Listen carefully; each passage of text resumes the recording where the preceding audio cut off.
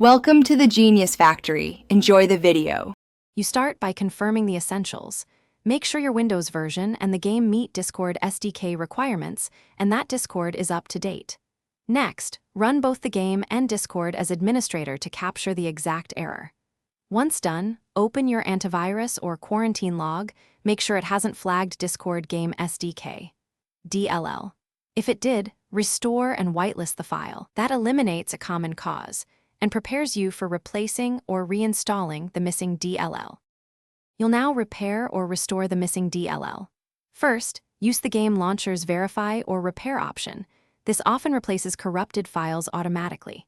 If that fails, extract Discord Game SDK, DLL from the game installer or Discord's official redistribution package, because manual replacement works when verification doesn't. Once extracted, copy the DLL to the game's executable directory and also to the Discord install path if required. Doing both ensures the loader finds. You finish by restarting the PC to clear locked handles and then launch the game. Make sure to watch for any new error text, because that guides the next step. If problems persist, update the Visual C++ redistributables and your GPU drivers. Many DLL issues come from missing runtime components.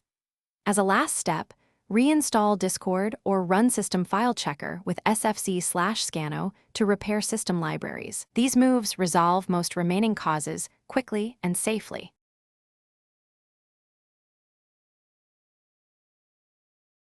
Thanks for watching. If you found this helpful, don't forget to like and subscribe.